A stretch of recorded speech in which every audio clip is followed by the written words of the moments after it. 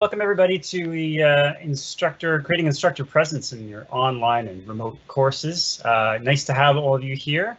On behalf of myself and Christine Zaza and Victoria Feth, who you will meet momentarily as we go forward, thank you all very much for coming. We also have a few instructors who will be joining us, especially for the Q&A session, to field some questions of yours if you have any at the end there. So a couple of housekeeping items before we start in.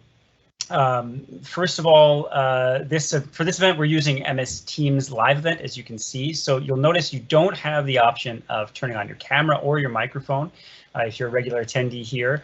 But you're very welcome to use the Q&A panel to ask a question anytime during the session. We'll be monitoring that throughout, but I think in general, we will defer all the questions to the end. So we'll kind of stack them up and get to them all together at the end.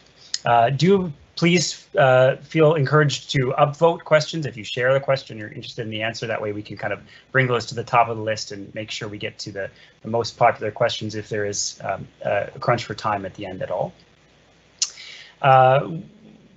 We'll be joined, as I said, by a couple of instructors for that Q&A section. It's Keith Delaney from Earth and Environmental Sciences. We also have Chris Holt from the Conrad School of Business, and we have Dina Daoud joining us as well. And I'm so sorry, Dina, I actually forgot your department. Please forgive me, but I can't look it up so quickly right now. But Dina will join us as well, and you'll see some of her work as we go. Please be aware that you can turn on computer-generated closed captioning for this event using the CC button on your own screen. So with MS Teams, you control whether closed captioning is on or not. So go ahead and use that if you need it or like it. And finally, be aware that the event is being recorded. As I said, your microphones and cameras are all off anyway, but just be aware that we are being recorded here. Okay, so with all that taken care of, I'm going to turn it over now to Christine Zaza for the first piece of our overview. I'm sorry, I'm getting all mixed up, aren't I? Nope, I'm turning it over to myself. Sorry, everybody. This is a new system, and I'll be completely frank with you. The MS Teams thing we're a little bit confused and baffled, and it's difficult to keep track of what's going on. So please forgive me and bear with us as we try out this new system and see how it goes. So in fact, I'm sticking with you here to kick us off about instructor presence. So this event, as I said, centers on creating instructor presence in your online and your remote courses. So it's really helpful to begin, I think, with the question of what instructor presence really is, especially online. I found this really nice definition of instructor presence from the University of North Texas, and they say the following. You see there on your screen, quote, instructor presence means creating the perception for your students that you are right there with them in the process of learning. So what I think is really key to notice here is that instructor presence is all about perception. It's really about perception on the part of your students.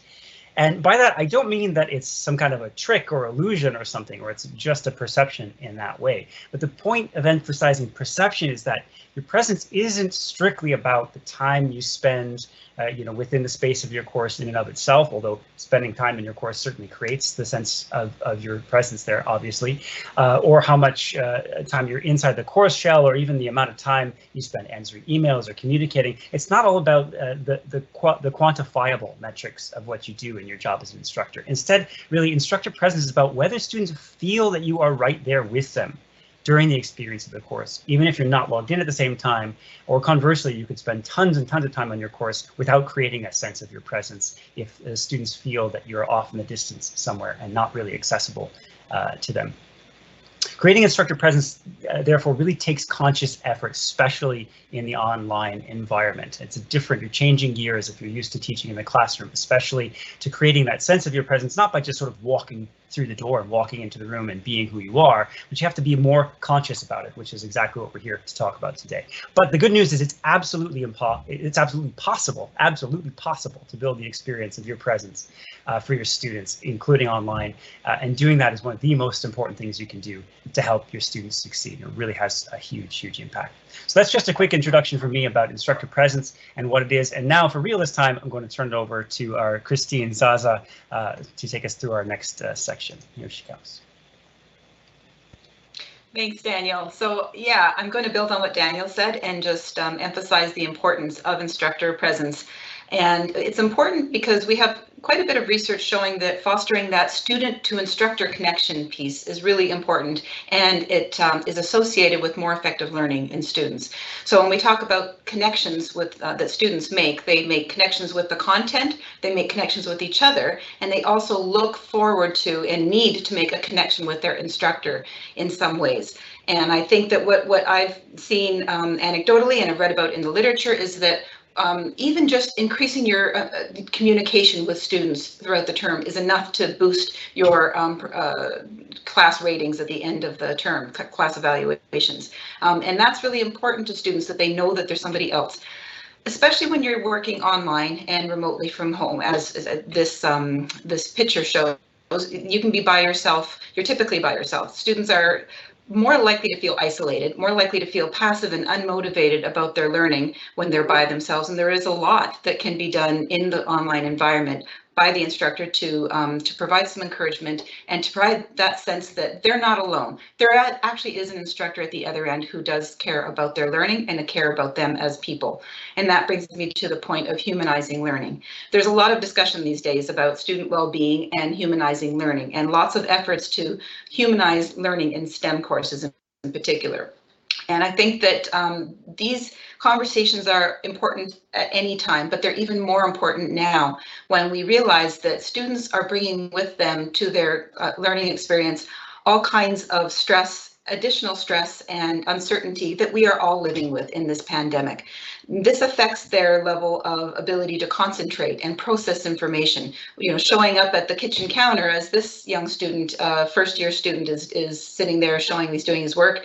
Well, you know, he's by himself. There's nobody around him, physically around him. So that there can be a lot of additional stress and isolation with those feelings. So treating students, humanizing learning speaks to the idea of treating students and thinking of our students as people who are in the context of learning in a pandemic where they are by themselves. And what else are they bringing with them?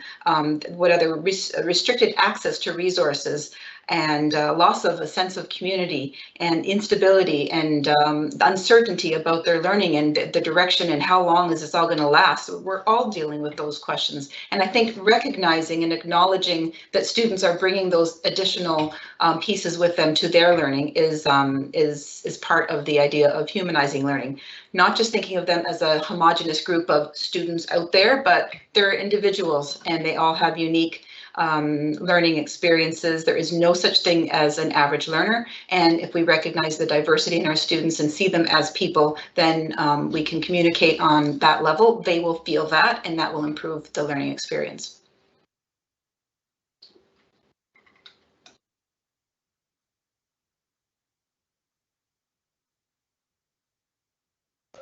Great, thanks, Christine. Still these hiccups with this software. I'm so sorry, everyone. So Christine, by the way, is an online learning consultant at the Center for Extended Learning, and also an instructor at Waterloo, so has both perspectives, which is really helpful. So thanks for the intro, Christine, and we'll hear from Christine as well a little bit later down the line. So next, I want to introduce you to Victoria Feth, who's a liaison at Center for Teaching Excellence, who's going to take us through now a little bit about the heart of instructor presence, what's kind of at the root of it all, and some key principles about it before we jump into some other concrete strategies in a few moments. Here comes Victoria.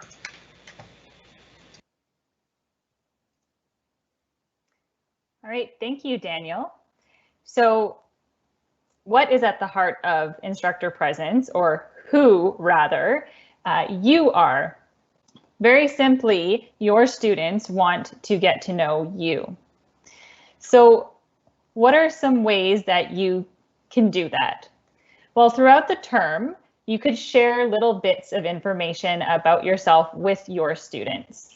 Of course, only share what you're comfortable with. Strike a balance between being friendly and oversharing. But remember that what you're comfortable with may look quite different from what others are comfortable with. So that's where that balance comes in. So there are some examples here to get you started. One would be to pull your pet into a video with you or post photos of them. So here I was actually going to grab my little dog and introduce him to all of you, but he is being a rascal today. And oh, here he comes. There we go. This is my little pup Bishop, and he often makes an appearance in things like staff meetings and webinars if he's around and being good. So that's one thing you could do. Another would be to lean into some of your bloopers. So, you know, fumbled words or one of your kids zipping across your screen in the background. Those things signal to students that life and the new normal are also happening for you, and we're all in it together. So if you make videos, just leave those things in, one or two. Another could be to post a photo of your workspace, and especially describe how that space has evolved as you adapted to the remote context. So I've bounced through a couple rooms in my apartment, a couple desk setups and things like that, trying to find what works best for working from home. And later, we'll show you a really neat example of how you could do that with a 360 app. Another would be to share how you feel. So this doesn't mean, you know, a dramatic monologue, getting real Shakespearean or anything like that.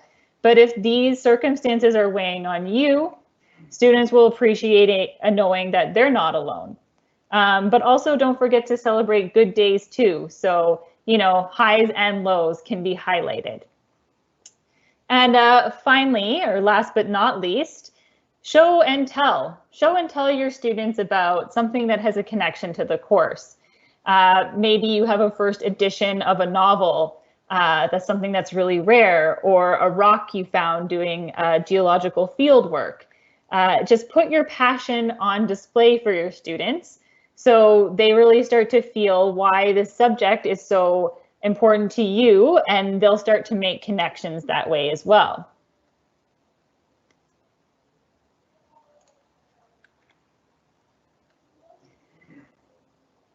So moving on from there, another important way of making these connections with your students, of being present in your course, is to share your communication strategy with your students. And so your communication strategy should be clear and consistent, and that will signal to students that you are invested in them. One thing to note about consistency is it doesn't mean rigidity. So have a flexible enough communication strategy that students with special circumstances will still be able to connect with you. So offer regular office or Q&A hours, but let students know how to book appointments with you too, in case they aren't able to make those regular times. And let students know in the course outline when they can expect to reach you and the anticipated turnaround time for responses to questions.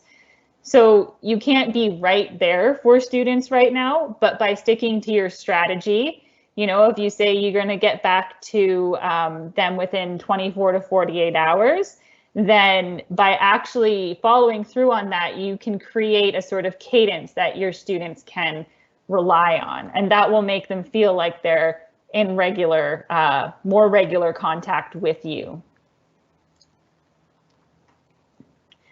And just a reminder that above all, with all of these recommendations and the different examples you're going to see today, keep things simple. So you don't need to be a Hollywood film editor to build your presence in your remote or online course. Fancy software, amazing production values, those are all really great, but they aren't what matters when signaling your presence.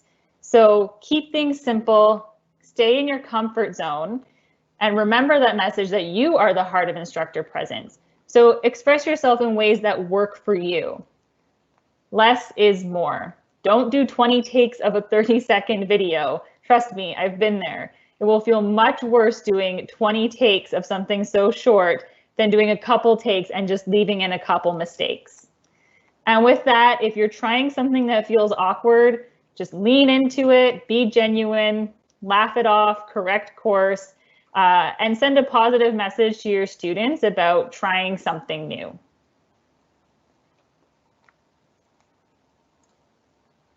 And I think I'm back to you, Daniel.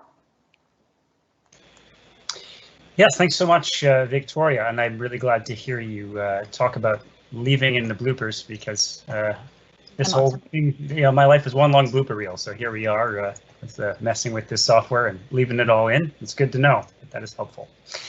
Good. So we want to jump in now to just 4 or more, maybe more 3.5 at this point. Simple strategies that are kind of to some degree leveraging multimedia in many cases, but very, very simple things that are really have a really high payoff in terms of creating that sense of instructor presence with your students. So the one we want to start with is just the classic weekly video announcements. And we've got a couple of really nice examples to share with you for this. This is possibly the simplest and yet arguably the most effective method in my mind of creating instructor presence in your course. And that might be a little counterintuitive in this case, because it's not really about how you're presenting your content. It's not really what your lectures look like, or whether you deliver your lecture content live or by video recording, or even just by text. But you can really accomplish a huge amount in terms of creating that sense of presence by creating good quality weekly announcements for your students that share something about your personality and signal that investment in your students that Victoria and Christine were speaking about. So what's key in these kind of announcements is showing the students that you are right here in the course week to week with them. If students feel like you've created your course content and then you just kind of disappeared while they work through it over the course of term, their chances of success really plummet. When they hear from you each week in ways that show you've been doing things like reading the discussion posts, thinking about course content, and the students themselves, and appreciating what they're dealing with, the sense of connection really increases dramatically. And you can accomplish a lot, frankly, even through text-based announcements. So feel free to use those as well. It doesn't have to be video or audio, but video and audio can often give a little bit of that extra sense of your presence as the nonverbal communication comes through a little bit more. It can be a really great opportunity. Wanted to start with a quick example from the very beginning of the course. This is from our own Dina Dawood, who we appreciate very much for sharing this with everyone. And if Victoria can kick it off, we'll hear less than 1 minute video from Dina. My name is Dina. I am a lecturer in the Department of Statistics and Actuarial Science, and I'm going to be one of your instructors this semester for Stats 230. I know that this semester is definitely quite different compared to what we're all normally used to, but I just wanted to reassure you that I'm here to help you guys learn the material, and I'm here to help you guys in taking a look at Stats 230 and understanding all of the concepts that we're hoping to teach you. I'm also hoping throughout the semester to stay connected with you guys, so please make sure that if there is anything that you are unsure of, to reach out to us through Piazza or through our office hours so that we can help guide you throughout this term. I hope you're all staying safe and staying healthy, and I look forward to helping you through this course and through teaching you this material as the semester continues. Take care, guys. Bye. So it's a great example, less than 1 minute from Dina there, just signaling right at the start of the course all kinds of really great things that students need to see and want to see from you as their instructor. The care, the empathy that's there, the communication plan, the I'm here for you, and here to work with you and help you through the difficulties of this term, both the normal difficulties of dealing with any kind of challenging content, but also the extra difficulties that were here. It's a beautiful announcement, and in just 1 minute really creates a tremendous amount of connection for the students.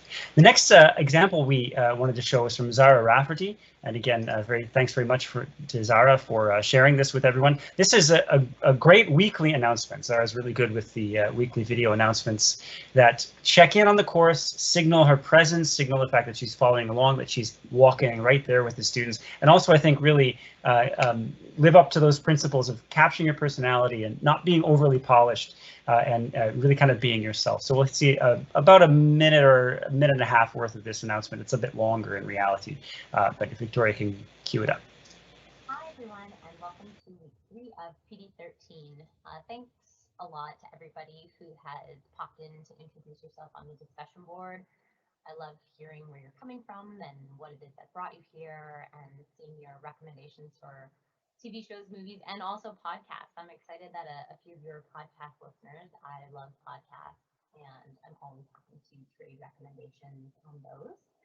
So nice to get to know a few of you.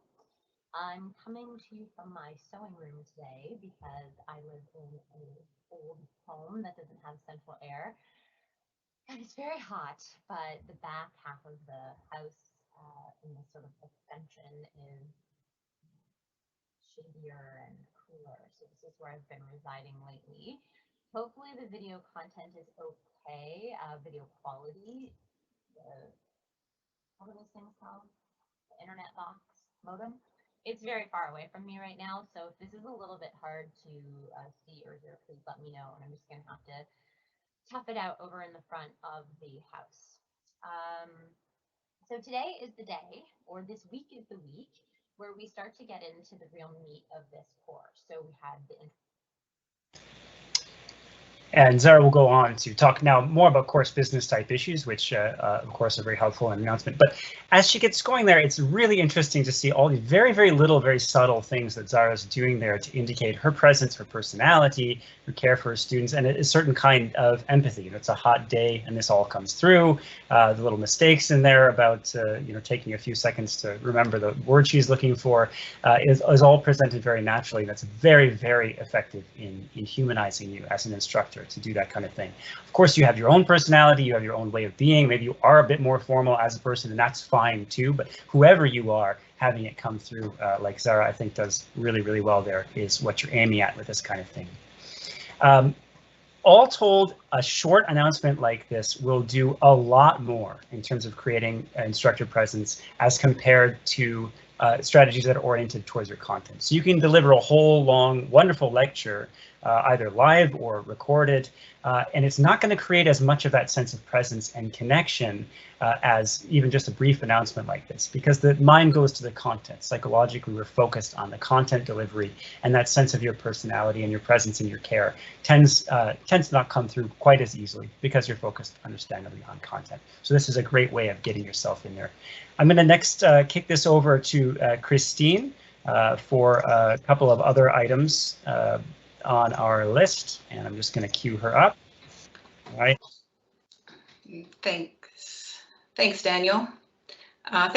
So I just want to emphasize that these weekly video announcements that were just talked about, really, really important and powerful. I did them for the first time in my mental health literacy grad course that I taught over the spring term, and I asked students for feedback because these, at the very beginning of the term, I literally sweated over these. I was trying to make them perfect, and I remember I would do take after take, and at one point after making a couple of mistakes, I just went, oh, I am so bad at this. And I was ready to redo it. And then my son came to the rescue, who you saw in the photo a few slides ago. And he said, no, Mom, leave it in. Students like that.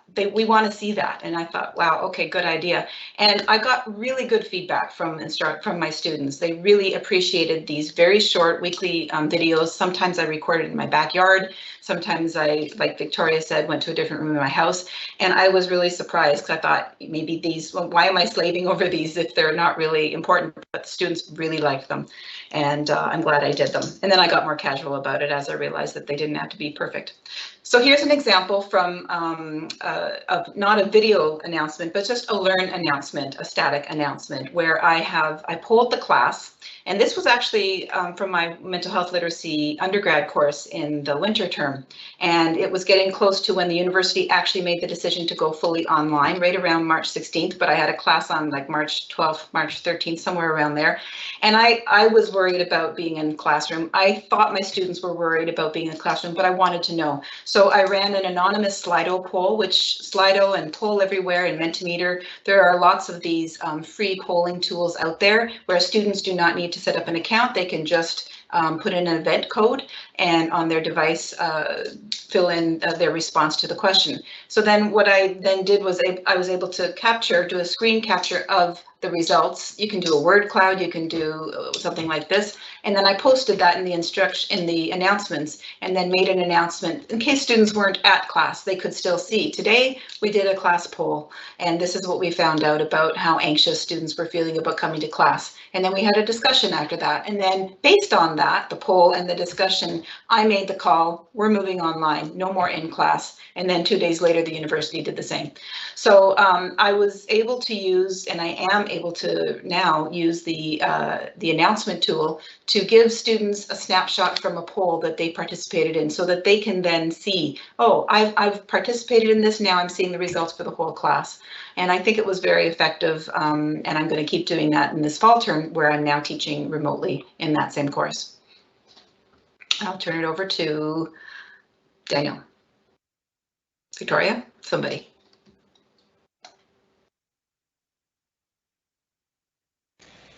All right. I actually think it's still you, Christine, because we're on audio grading feedback. Oh, okay. Sorry. It's all right. This software is really something. Okay. Sending you back. Sorry about that. Okay. No problem. I got to call you up, and yeah, it's a real thing. You should see my screen right now. It's wild. Okay. That one was definitely on me. That's my fault. Sorry about that. So another way to increase that sense of presence in the course is to provide audio feedback, or even record a video giving feedback for a student's assignment.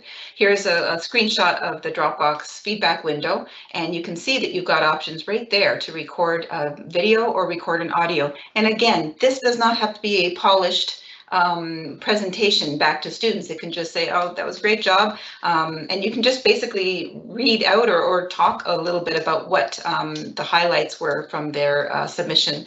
You don't have to provide a written response. So again, hearing your voice, seeing your face multiple times throughout the terms, not just at the beginning, is really super important for creating that sense of presence. And TAs can do this just as well as you as the instructor can do this. And I think students really do appreciate hearing a voice and seeing a face. Okay, now I think we're going to turn it over.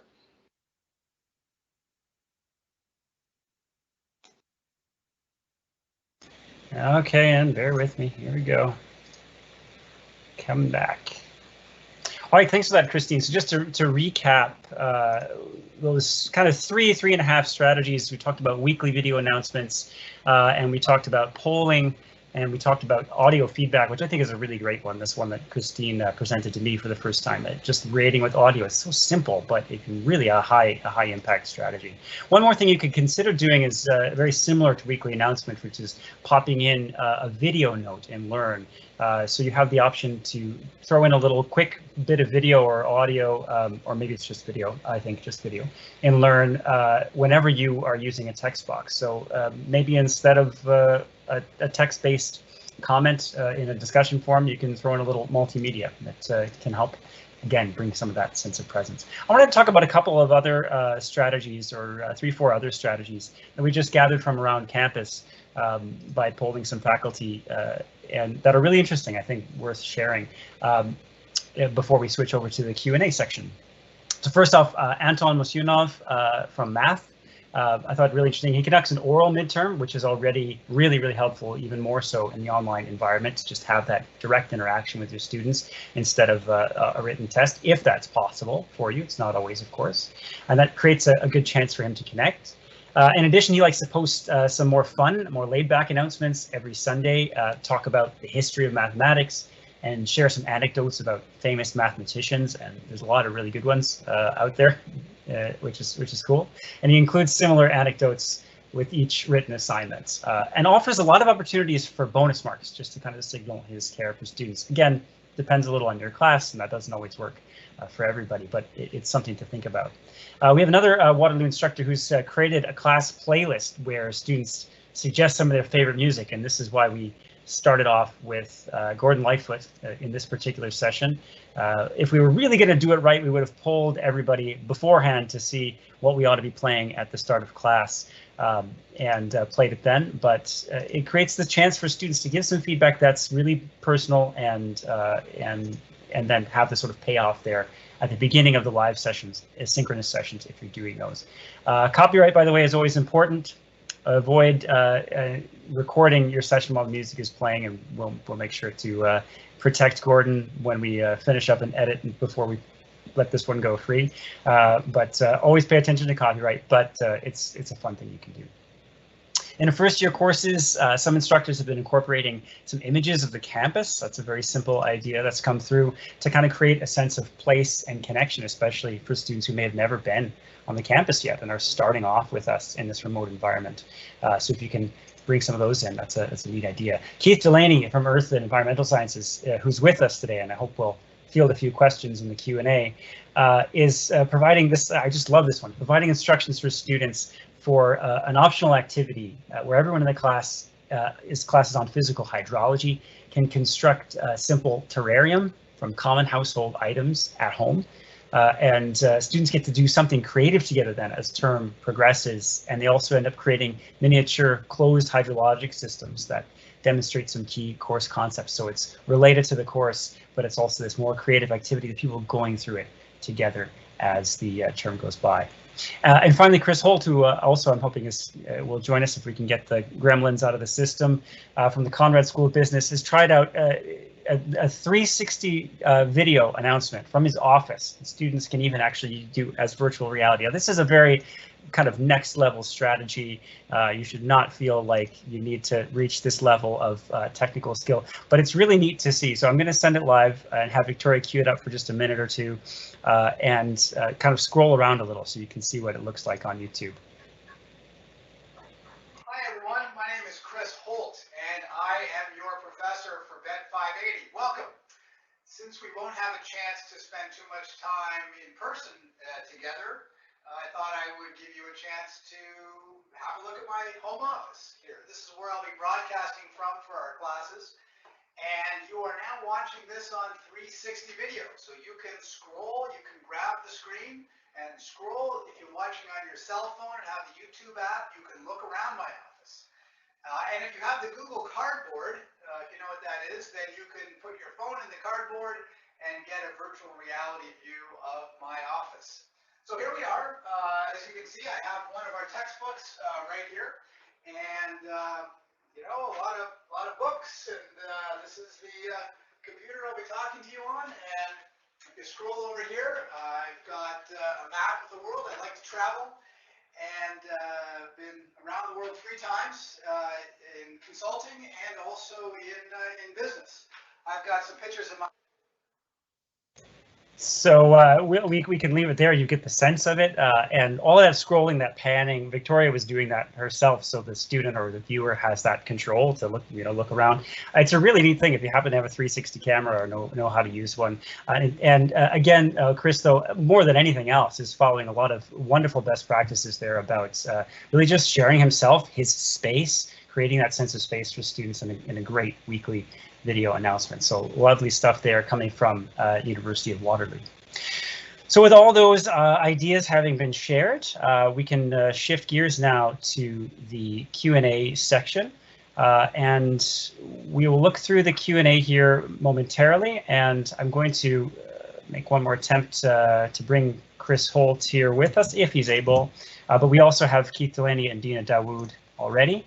And we'll take a look at the Q&A. So the first one I see is students often resent spending time that they see as unrelated to their learning. What can instructors do to overcome that resistance so that they can build instructor presence? And I'm just going to try to unmute everybody if I can. I can't. Sorry, one more gremlins. Go ahead, Christine. Did you have something to kick us off with that? Yeah, I was going to just add that I think you can make it related to their learning, and seeing you as a real person is related to the learning. But I do understand the point that if this is a required thing that they're going to need to spend and invest a lot of cognitive energy on, it's taking them away from learning content. That's not going to go well. These are optional types of things that they don't have. They can choose not to watch the whole intro video and watch the whole pan around the office. So yeah, making connections to learning would be ideal, or where you can say something about yourself or say something about the course. And like Victoria said, here's this rock I got, and this is really critical for this week. And I might say, I found a really great website on managing stress during COVID, and I'm sharing that with you this week. So that's related to the course, and it's also a little bit about me. I think you can do both, and but yeah, I think you're absolutely right. If there's lengthy investments of time that are not related to learning, then that's not going to go well.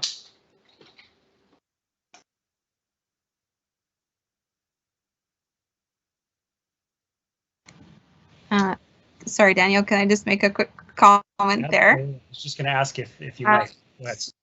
Sure, thanks. Yeah, I think from this perspective, the environment itself has changed. So, these kind of videos that we're, making, or like weekly announcements, or whatever the case might be, I don't necessarily think that students this platform are actually viewing this as taking away or as taking time away from the course itself, but it's just sort of adding value in terms of actually connecting them with the instructor and connecting them with the course. So it's almost sort of thought of as a replacement to what your presence would be like in a lecture time. So I think it's just a matter of keeping in mind to sort of keep them short in nature, and to keep them in something that's going to grab their attention, and even give them a break from course content to actually sort of connect with you on a more personal basis.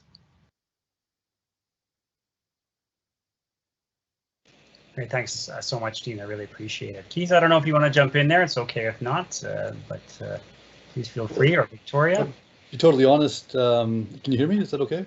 Yep. The two responses previously pretty much hit the nail on the head, in my opinion. Just to emphasize really quickly, I think being short and sweet and to the point is a huge deal there.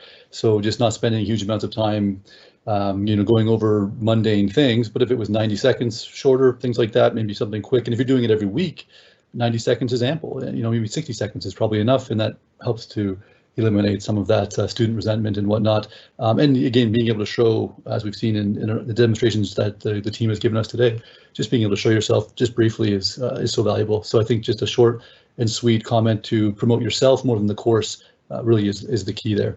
That's my 2 cents. Yeah, thanks so much.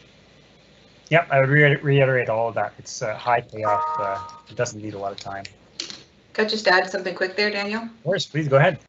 Yeah, just to build on what was just said by Keith, I think it is an opportunity to reiterate that sentiment to students, to say that, I am here. I'm at the other end of the computer, and I haven't, you're not abandoned. I'm here. We're here to help, and I do want you to be successful, and just to communicate that caring, humanizing environment, so that they do feel like somebody cares about them. And I think that's that goes so far with students. And I keep hearing stories of the opposite, where like they have no idea if there's an instructor there or not. Is anybody going to answer my question? I have no idea what to expect for things. That doesn't really go well. That creates so much additional stress for students. So then having these short little snippets where you can say, I'm still here, haven't seen you in a week, but just that short message, that does a lot.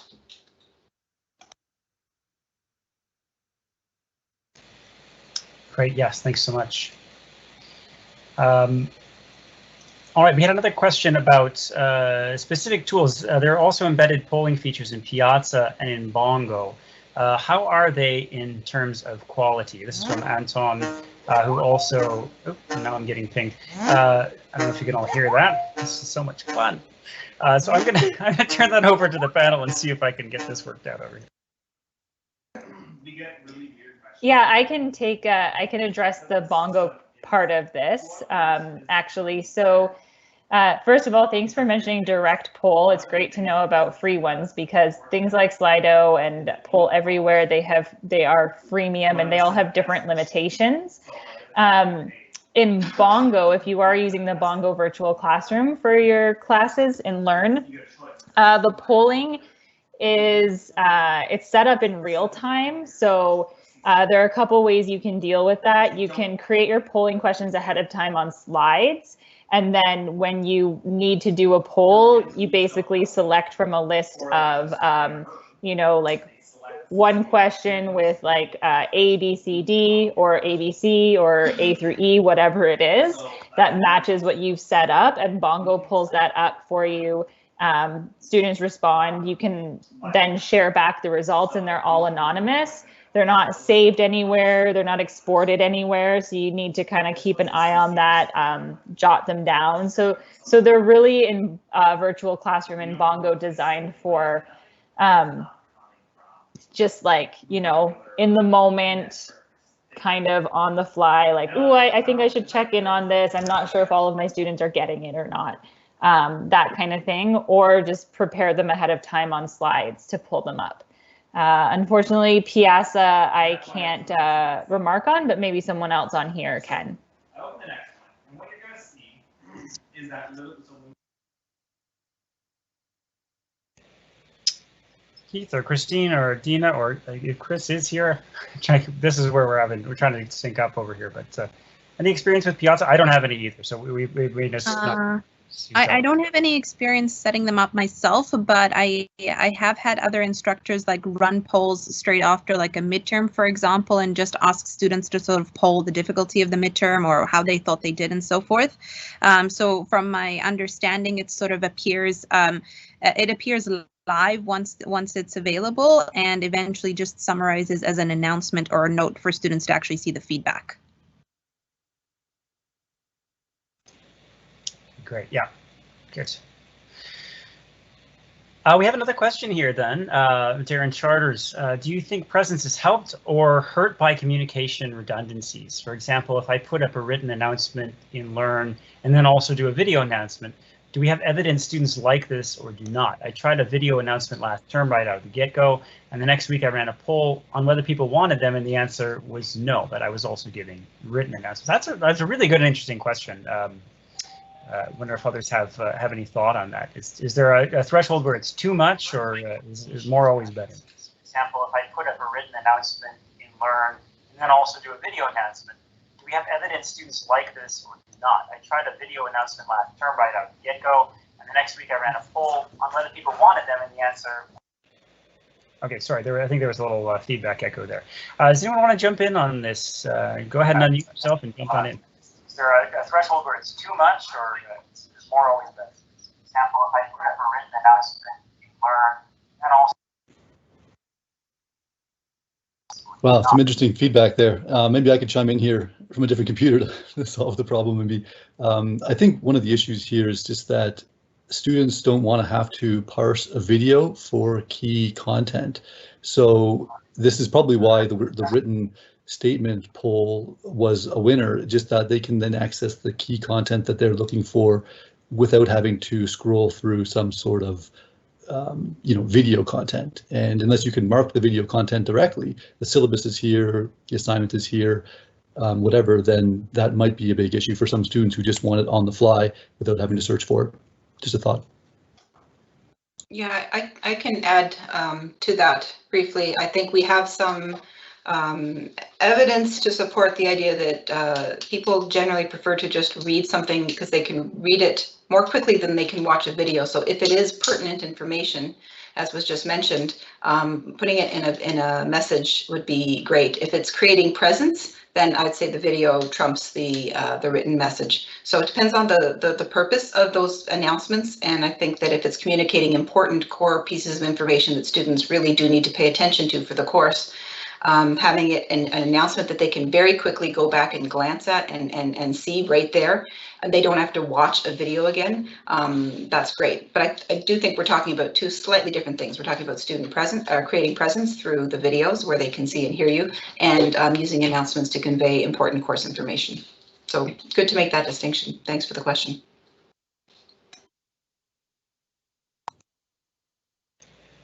Other thoughts there from anyone? Yeah, I think all really, really good points. Yeah. We have another question here that I can't. Oh, sorry. Was there someone jumping in? No, I was just going to say it's just nice to mix it up and have some things where the students are reading and then other things where students are watching videos for that presence piece, so that they're not always just reading static messages. It does mix it up a little bit, and then helps to speak to the different styles of creating presence and providing information in the course. So yeah, mixing it up is good, but not duplicating. Great. Yeah. There is another question in here that I think we are having a lot of fun with Teams live event today. And this is a question that I think, because it was posted as a reply to another question, I can't actually publish into the Q&A. So much joy. But the question is this, I'll read it. What do the moderators think about stating explicitly what you're trying to accomplish? That instructor presence is something that will benefit students and their learning. Really interesting question. Let me just read it one more time since we can't see it. What do the moderators think about stating explicitly what you're trying to accomplish? that instructor presence is something that will benefit students in their learning? I'd like to speak to that briefly. I think that it's usually a good idea, if not always a good idea, to be explicit with students so that they understand the purpose or rationale behind what we're doing. It can be a big black box, and if we don't explain why we're doing things, then it can easily be misunderstood and misinterpreted, and they might think, oh, she just wants to promote herself, she likes seeing herself. No, well, that's not why I'm doing it. And so I think being explicit with students and transparent with the design of our course. Like, I'm designing this in 2 big units and I'm doing this because X, Y, Z. That's a good thing. We sometimes assume students are going to just catch the hidden meaning that we just don't really speak about when we're designing things and putting practices into place. And I think it's a good thing to tell students, this is why I'm doing it, so that they understand you've put the effort in, you know what you're doing, and there is a sound pedagogical reason behind it. And it's something that you can then turn it back and say, hey, this is, do you feel that this has helped your learning? You know, you can incorporate that into a conversation if you want. But yeah, I vote for being transparent. Yeah, and if I can just add to that, I'd agree with Christine. My experience this past semester is that, especially when everything gets transferred to sort of the remote teaching, students don't necessarily understand why things have been set up the way that they are, and that can often create frustration from their end. And so I found that at one point that I'm just going to state every reason, like sort of the reasons why things are set up the way that they are, and that then created an environment where students were more calm, sort of processing everything as it was coming. And so I found that was definitely very helpful. I also took the opportunity, since it was a new environment, at the beginning of the term to sort of ask them kind of what their concerns are about going onto a remote platform, kind of what they would suggest we try and do for them. And then midway through the term, I also checked in sort of using the same questions to see if there's anything that we could update with regards to how we're giving them the information. And what kind of feedback did you get, Dina, when you asked about that?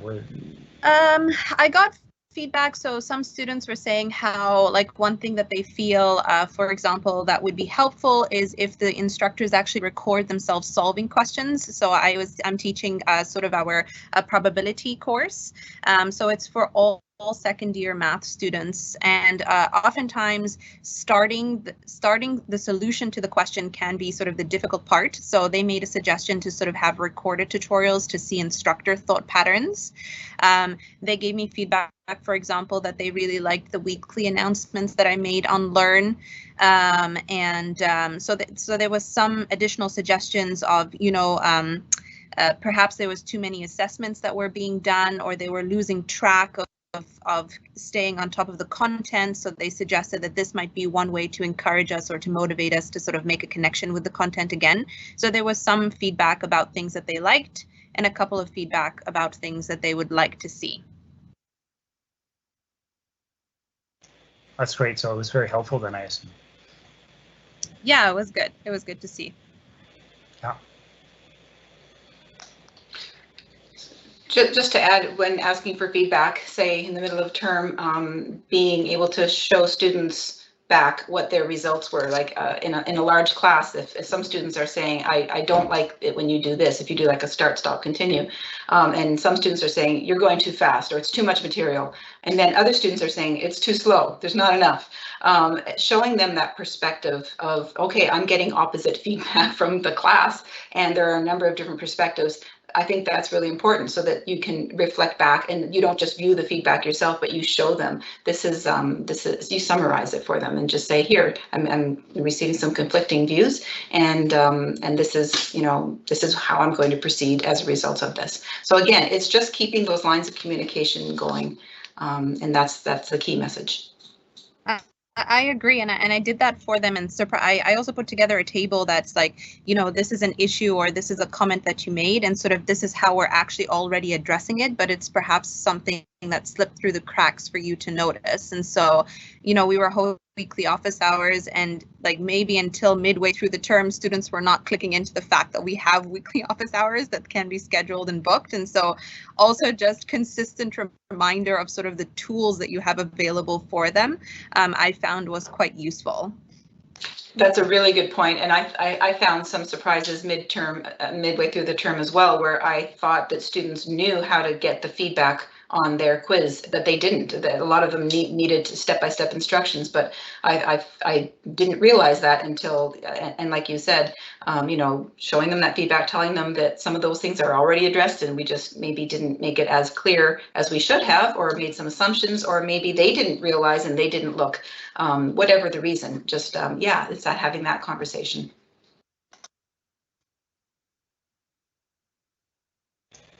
Yeah, that's wonderful. Thank you. We have no new posts yet in the Q&A, although feel free to jump in, anyone, and ask another question. But since there's nothing in the feed right now, I'll use my prerogative to ask. Well, let me start with you, Chris, if you don't mind. You've done a lot with weekly announcements. How have you felt that gone? How has it impacted your practice, you think, in online teaching? Yeah, can you hear me first of all? Yes, we can. Okay, great. Working out my own gremlins here. Mental note, the teams on the web, you can't participate in. You can only be an attendee. So I've learned one thing very important today. Yeah, that's a real issue. Sorry, yeah, go ahead. Yeah, last year I was teaching a course with almost 700 students in it, an online course. And I did a series of interviews with graduates of our master's program who are entrepreneurs. This was an entrepreneurship course. And I would describe it as asynchronous presence. Okay, so I'm hoping to be much more synchronous in my course this year. You saw the 360 video, that's got about 70 students. But when you've got like 650 students, it's more like creating a brand that people identify with, even if it's not, you know, as interactive, because I had 18 TAs. So I guess there are two versions of presence. One is literally presence, a more synchronous traditional style, and one I might describe as an asynchronous presence. And those were the weekly interviews, a TV show, essentially, that I was doing with the students. And I got some, you know, some good feedback. Unfortunately, the pandemic kind of threw a wrench in the works, and I regret not pushing on that a little more even through the pandemic, but you know, I'm teaching the same course again this winter, so I might do it then. That's great. Thanks, Chris. What would you say has been your highest impact practice in terms of building instructor presence? I'll ask all three of our instructors who are here that same question, but we can start with you, Chris, to keep it going. I've got a lot more planned this semester that I think will do more than I've ever done before. I love the idea, by the way, of the audio feedback. One thing I've done is to release the syllabus. You know, after the first class, I've required the students give me 3-sentence introduction in the discussion, or it's actually a Dropbox using text. And I plan to, because of this call, do an audio. Well, thanks very much for telling me that. That's fascinating. I think you'll enjoy the course, and do that 70 times over. And I hope that sets a tone right from the beginning. That's a great idea. Yeah. Yeah. Can I turn to you, Keith, and ask what you felt is your highest impact practice in terms of instructor presence? Sure. For my courses, I taught in the winter course of about 420. I didn't teach in the summer, and that was mostly course building for the fall. So I had the kind of the quick and dirty experience with doing the big course, and learned very quickly that certainly having the weekly videos, not about the content of the course, became very valuable. I equated this to sort of like the first 5 minutes of a lecture, where you know, you don't really talk about the content. You just sort of, you know, people are kind of sitting down. You might talk about, I'm a neuroscience guy, so there's always media articles we can talk about. Oh, did you see that thing about the forest fire or climate change or, you know, XYZ? And we would just sort of, you know, talk very briefly and kind of get the students set up for the lecture at hand. And, you know, not being able to do that as well digitally, because we want our lectures to be very short, narrated PowerPoint slides or whatever, they all have to be very, very short and reusable, so media things change over time. I found that weekly connection was very valuable, and I would get students then who would respond to the video and then would ask questions or follow up about the content. It was unrelated to the course, but they felt engaged enough to say, oh, hey, I live in Alberta, and, you know, Fort McMurray's not that far away. I saw the smoke in the sky. You know, something like that even is a very cool, interactive little piece, and it feels like there's a connection made between the instructor and the student. You can't, obviously you can't get every single student in your course to want to engage and navigate these types of online systems, but you know, I'm aiming for those that are, you know, keen to make that connection. This year I'm trying 2 new things. You mentioned the terrarium already. So I built a terrarium with my own family, 2 terrariums actually with my own family in August, and the idea is that they survive. That's the first big question.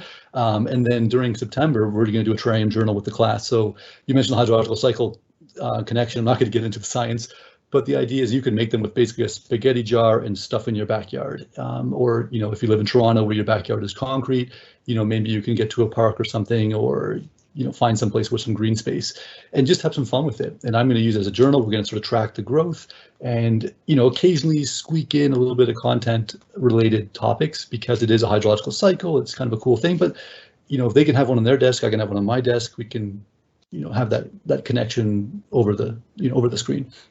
And I'll have videos and everything showing my growth. And if I fail dramatically, then I'm happy to show that to the students as well. I do have rocks all over my desk, which I'm happy to share with the students. You've mentioned the rock thing quite a few times, which has made me very happy. The other one is, so the terrarium is one thing. The other thing is I also have a digital microscope, again, being a geologist. So for my other course, which is a lab course, very hard to do a geology lab remotely. How do you get students to pick up amethyst? They're not going to have that. How are they going to get a piece of a sample? So I'm trying another thing, which is using my geological sample archive that I have in my own personal office, and I have a digital microscope, and I'm going to zoom in at like 1,000 times on one of these samples each week, and have like a multiple choice poll. What do you think this is? Is it a dollar bill? Is it a penny? Is it a piece of amethyst? Is it a Coke can? You know, whatever, and then just have them, you know, maybe basically have like a guessing game and have them interact. And if no one gets it, maybe have a picture where it's zoomed out half times or zoomed out 3 times, something like that. And, you know, I don't know if I'm going to have some minuscule fraction of participation marks, but again, it's you know, this is an idea for me to have something fun, you know, have something fun online. The students might be able to log in and say, hey, I wonder what the picture is going to be today. And it's not about the lab content directly, but just something fun that they can look forward to. And if I can provide that, then hey, that's great. So that's sort of what I'm doing now in the fall and where I'm going with my ways of connection with being an instructor to the student. Fantastic. Thanks so much, Keith. We have about 1 minute left, so maybe we can close off with your thoughts, Dina, on your highest impact practice in terms of instructor presence.